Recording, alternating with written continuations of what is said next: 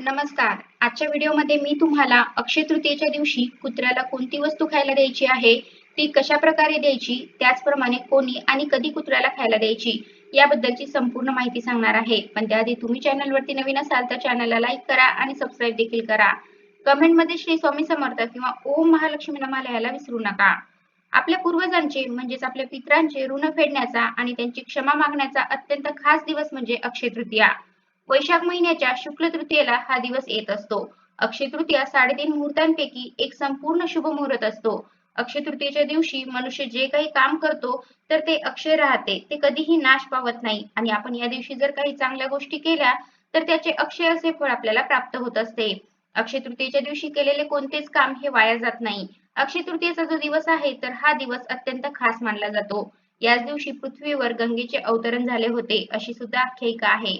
कृष्णाने युधिष्ठिराला असे सांगितले होते की या तिथीस केलेले दान व हवन हे क्षयाला जात नाही आणि म्हणून हिला अक्षय तृतीया म्हणतात. अक्षय तृतीयेच्या दिवशी देवदेवतांची पूजा केली जाते. त्याचप्रमाणे पितरांची सुद्धा पूजा केली जाते. पितरांना उद्देशून या तिथीला काही कर्म केले जाते जे अविनाशी म्हणजेच अक्षय होते. वृंदावनाच्या श्री बाकेबिहारीच्या मंदिरात फक्त याच दिवशी श्री विग्रहाचे चरण दर्शन होते आणि बाकीचे संपूर्ण वर्ष ते वस्त्रांनी झाकलेले असते. तसेच परशुरामाचे अवतरण सुद्धा अक्षय तृतीयेच्या दिवशी झाले होते अशी मान्यता आहे. अक्षय तृतीयेचा जो दिवस आहे तर या दिवशी आपण माता लक्ष्मी व श्रीहरी विष्णू यांची सुद्धा विधिवत पूजा करत असतो. त्यांची एकत्रित पूजा करण्याला या दिवशी अनन्यसाधारण महत्व आहे. त्याचप्रमाणे या दिवशी पितरांची पूजा केली जाते आणि कराची सुद्धा पूजा केली जाते. आपले पितर म्हणजे आपल्या घरातील ज्या मृत्यू पावलेल्या व्यक्ती आहेत त्यांचे आशीर्वाद प्राप्त करण्यासाठी, त्यांची कृपा प्राप्त करण्यासाठी अक्षय तृतीयेचा दिवस जो आहे तर तो अत्यंत खास आहे. त्याचप्रमाणे हा दिवस पूर्वजांचे ऋण फेडण्याचा दिवस म्हणून पाळला जातो. पूर्वजांच्या स्मृतींना उजाळा देऊन त्यांचे स्मरण केले जाते. मातीचे मडके ज्याला आपण कर म्हणतो ते आणून त्यामध्ये पाणी भरून त्यामध्ये वाळा टाकतात.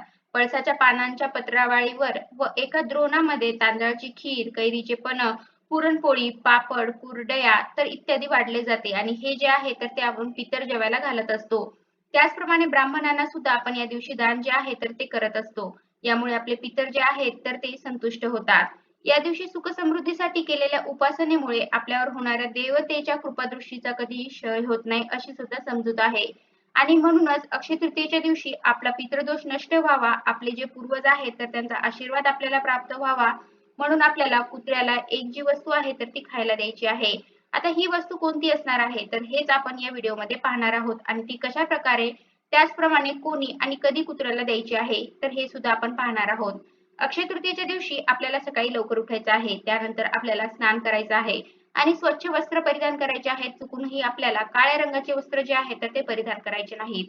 तसेच आपल्या घराचा जो उंबरठा आहे तर त्यावरती पाणी शिंपडायचं आहे. असे म्हटले जाते की आपल्या घराचा जो उंबरठा आहे तर त्या ठिकाणी आपले पितर वास्तव्य करत असतात आणि जेव्हा आपण सकाळी उठून स्नान आटोपल्यावर सर्वप्रथम घराच्या उंबरठ्यावरती पाणी शिंपडतो त्यावेळेला आपले पितर म्हणजे आपले पूर्वज जे ते पाणी ग्रहण करतात आणि संतुष्ट होतात आणि आपल्याला वैवाहिक सुखाचा आशीर्वाद देतात आणि यामुळे सुद्धा पितृदोष जो आहे तर तो नष्ट व्हायला मदत होत असते.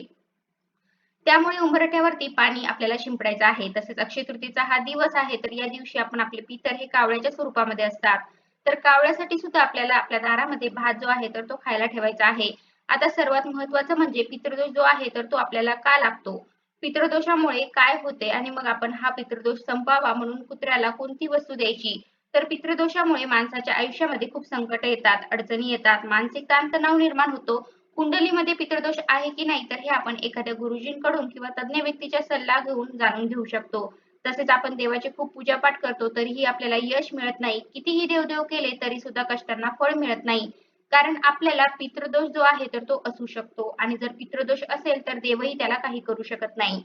पितृदोष हा का निर्माण होतो? तर आपल्या कुटुंबातील व्यक्ती गेल्यावर म्हणजे त्या व्यक्तीचे निधन झाल्यावर त्याचे शेवटचे संस्कार विधी हे विधीपूर्वक केले गेले नसतील किंवा एखादी व्यक्ती अकाली गेली असेल, घरातील मृत व्यक्तीचे पिंडदान केले गेले नसेल तर पितृदोष जो आहे तर तो आपल्याला लागत असतो. पितृदोषामुळे आपल्या आयुष्यामध्ये काही चांगले होत नाही. आपल्या घरातील मुलांचे विवाह लवकर होत नाही, तसेच संतती प्राप्ती होत नाही, वैवाहिक सुख मिळत नाही, आरोग्याच्या समस्या निर्माण होतात, घरामध्ये सततचे आजारपण असते, कोणी ना कोणी सतत आजारी असते किंवा आपला उद्योगधंदा असेल, व्यवसाय असेल तर त्यामध्ये आपल्याला हवा तसा फायदा होत नाही. तसेच आपले घर जे आहे तर ते कधीही सुखी नसते. म्हणजे घरामध्ये सततचे कलह, किरकिरी, कटकटी असतात. भावाभावांमध्ये वाद, मतभेद या गोष्टी होत असतात. अनेक उपाय करूनही अपत्य सुख मिळत नाही किंवा जरी अपत्य झालं तरी ते मंद, अपंग असे जन्माला येते. तसेच पितृदोषामुळे व्यक्तींना अपघातांना सुद्धा सामोरे जावे लागते. पितृदोष जर असेल तर मग आपण इतर कितीही देवदेव केले किंवा पूजापाठ, उपासना केल्या तरी काही उपयोग होत नाही.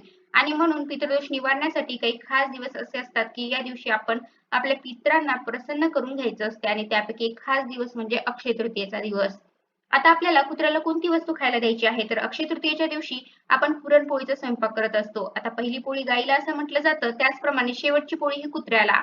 तर पुरणपोळीचा स्वयंपाक करताना शेवटची जी पोळी असणार आहे तर ती आपल्याला कुत्र्यासाठी करायची आहे. थोडीशी मध्यम आकाराची आपल्याला पोळी ही बनवायची आहे आणि त्यानंतर आपल्याला उपाय जो आहे तो करायचा आहे. तो उपाय आपल्याला 12 ते 1 तर या वेळेमध्ये करायचा आहे. 11:30 ते 12 या वेळेमध्ये आपण पितरांची पूजा करत असतो. कराची पूजा करत असतो आणि पितरांची आणि कराची पूजा करून झाल्यानंतर लगेचच आपण हा उपाय जो आहे तर तो करायचा आहे. आपल्या घरी कुत्रा असेल किंवा आजूबाजूला कुत्रा असेल आणि शक्यतो काळ्या कुत्र्याला आपल्याला ही वस्तू खायला द्यायची आहे.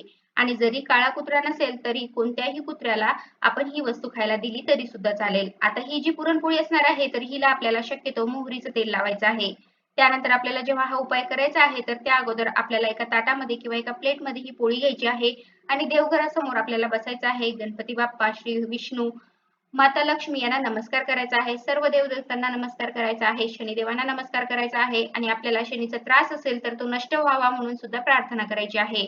विष्णूंना प्रार्थना करायची आहे की त्यांची कृपा आपल्यावरती राहावी. माता लक्ष्मीची आपल्या घरामध्ये अखंड वास करावा म्हणून आपल्याला प्रार्थना करायची आहे. आपल्या जीवनातील सर्व दुःखे जी आहेत तर ती नष्ट व्हावीत म्हणून गणपती बाप्पांना आपल्याला प्रार्थना करायची आहे. त्यानंतर पितृदेवांना आपल्याला नमस्कार करायचा आहे आणि कळत नकळत झालेल्या चुकांची आपल्याला क्षमा प्रार्थना मागायची आहे आणि पितृदोष नष्ट व्हावा म्हणून सुद्धा प्रार्थना करायची आहे. तसेच यमदेवांना आपल्याला नमस्कार करायचा आहे आणि यानंतर आपल्याला ही पोळी जी आहे तर ती काळ्या कुत्र्याला आणि काळा कुत्रा नसेल तर कोणत्याही कुत्र्याला खाऊ घालायची आहे.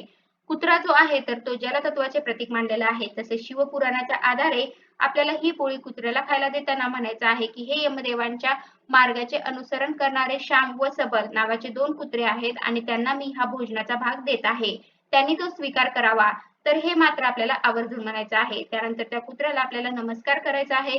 काळभैरवांना सुद्धा आपल्याला नमस्कार करायचा आहे. तर अशा प्रकारे पुरणपोळी जी आहे तर ती आपल्याला कुत्र्याला खायला घालायची आहे.